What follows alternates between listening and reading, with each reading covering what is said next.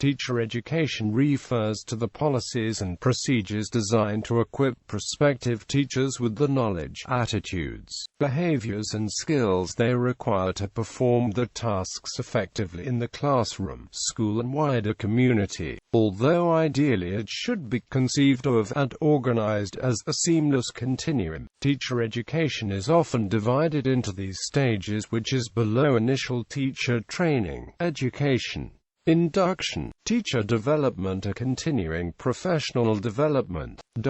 There is a long-standing and ongoing debate about the most appropriate term to describe these activities. The term teacher training seems to be losing ground, at least in the US, to teacher education.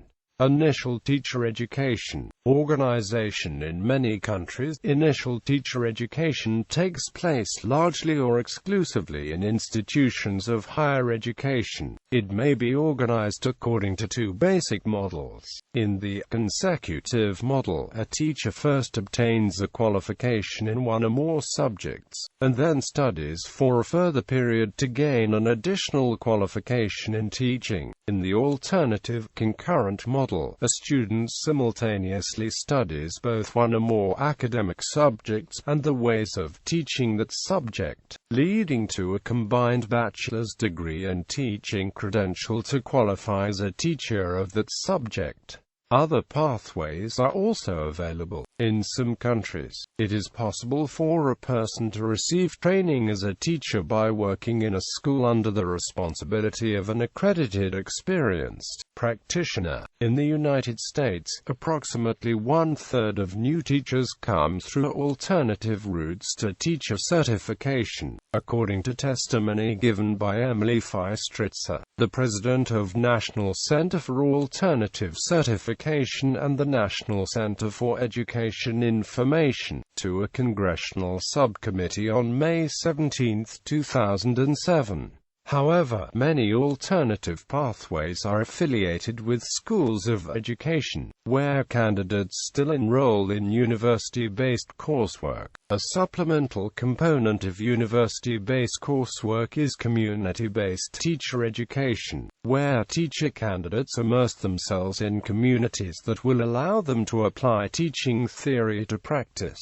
Community-based teacher education also challenges teacher candidates' assumptions about the issues of gender, race, and multicultural diversity. Curriculum: the question of what knowledge, attitudes, behaviors and skills teachers should possess is the subject of much debate in many cultures. This is understandable, as teachers are entrusted with the transmission to learners of society's beliefs, attitudes and deontology, as well as of information, advice and wisdom, and with facilitating learners' acquisition of the key knowledge, attitudes and behaviors that they will need to be active in society and the economy. Generally, teacher education curricula can be broken down into four major areas: foundational knowledge in education, related aspects of philosophy of education, history of education, educational psychology, and sociology of education; skills in assessing student learning, supporting English language learners, using technology to improve teaching and learning, and supporting students with special needs. Content area and methods. Knowledge and skills are often also including ways of teaching and assessing a specific subject, in which case this area may overlap with the first area. There is increasing debate about this aspect, because it is no longer possible to know in advance what kinds of knowledge and skill pupils will need. When they enter adult life, it becomes harder to know what kinds of knowledge and skill teachers should have. Increasingly, emphasis is placed upon transversal or horizontal skills, which cut across traditional subject boundaries, and therefore call into question traditional ways of designing the teacher education curriculum. Practice at classroom teaching or at some other form of educational practice, usually supervised and supported in some way, though not always. Practice can take the form of field observations, student teaching, or internship. Supervised field experiences. Field observations include observation and limited participation within a classroom under the supervision of the classroom teacher. Student teaching includes a number of weeks teaching in an assigned classroom under the supervision of the classroom teacher and a supervisor. Internship teaching candidate is supervised within his or her own classroom. These three areas reflect the organization of most teacher education programs in North America. Courses, modules, and other activities are often organized to belong to one of the three major areas of teacher education. The organization makes the programs more rational and logical in structure. The conventional organization has sometimes also been criticized, however, as artificial and unrepresentative of how teachers actually experience their work. Problems of practice frequently concern foundational issues, curriculum, and practical knowledge simultaneously, and separating them during teacher education may therefore not be helpful. However, the question of necessary training components is highly debated as continuing increases in attrition rates by new teachers and struggling learners is evident. Additionally, with the increasing demands of the teacher, research is beginning to suggest that teachers must not only be trained to increase learning experiences for their students, but how to also be a leader in an increasingly challenging field. The debate of how best to prepare teachers for teaching in today's demanding environments will continue to be an important focus of the United States, where the education of all children successfully is priority.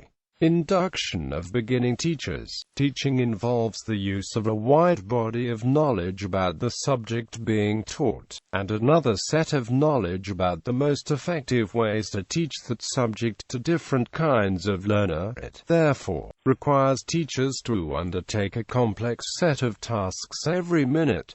Many teachers experience the first years in the profession as stressful. The proportion of teachers who either do not enter the profession after completing initial training, or who leave the profession after the first teaching post, is high. A distinction is sometimes made between inducting a teacher into a new school and inducting a new teacher into the teaching profession. A number of countries and states have put in place comprehensive systems of support to help beginning teachers during the first years in the profession. Elements of such a program can include mentoring, the allocation to each beginning teacher of an experienced teacher, specifically trained as a mentor. The mentor may provide emotional and professional support and guidance. In many U.S. states, induction is limited to the provision of a mentor, but research suggests that, in itself, it is not enough.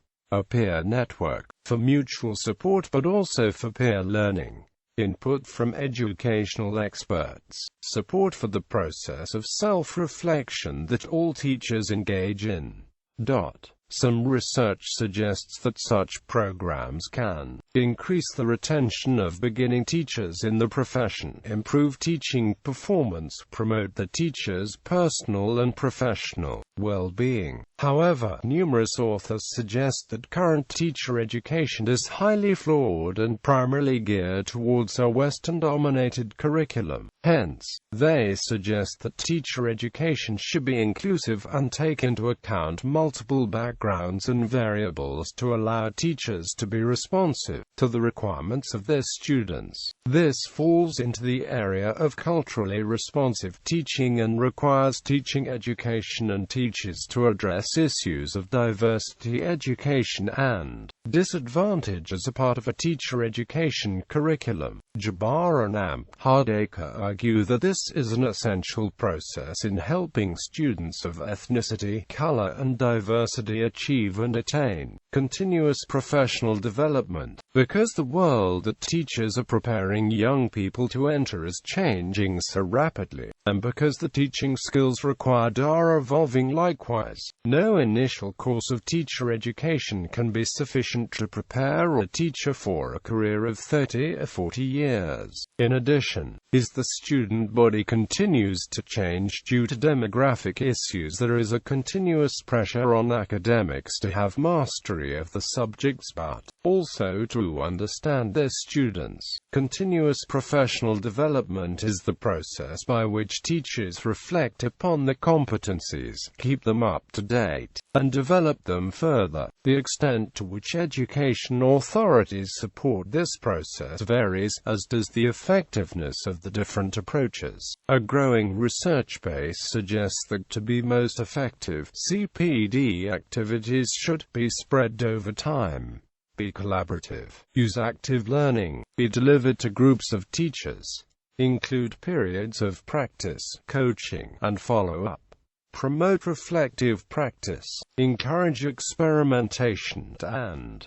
respond to teachers' needs. Quality assurance. Quality in education relates to the quality of the work undertaken by a teacher, which has significant effects upon his or her pupils or students. Further, those who pay teachers' salaries, whether through taxes or through school fees, wish to be assured that they are receiving value for money. Ways to measure the quality of work of individual teachers, of schools, or of education systems as a whole, are therefore often sought. In most countries, teacher salary is not related to the perceived quality of his or her work. Some, however, have systems to identify the best performing teachers, and increase the remuneration accordingly. Elsewhere, assessments of teacher performance may be undertaken with a view to identifying teachers' needs for additional training or development, or, in extreme cases, to identify those teachers that should be required to leave the profession. In some countries, teachers are required to reapply periodically for the license to teach, and in so doing, to prove that they still have the requisite skills. Feedback on the performance of teachers is integral to many state and private education procedures, but takes many different forms. The no-fault approach is believed by some to be satisfactory, as weaknesses are carefully identified, assessed and then addressed through the provision of in-house or school-based training. These can, however, be seen as benefiting the institution and not necessarily fully meeting the CPD needs of the individual, as they lack educational gravitas. Teacher education policy. The process by which teachers are educated is the subject of political discussion in many countries, reflecting both the value attached by societies and cultures to the preparation of young people for life, and the fact that education systems consume significant financial resources. However, the degree of political control over teacher education varies. Where it is entirely in the hands of universities, the state may have no direct control whatever over what or how new teachers are taught. This can lead to anomalies, such as teachers being taught using teaching methods that would be deemed inappropriate if they used the same methods in schools, or teachers being taught by persons with little or no hands-on experience of teaching in real classrooms. In other systems, TE may be the subject of detailed prescription. Policy cooperation in the European Union has led to a broad description of the kinds of attributes that teachers in EU member states should possess. The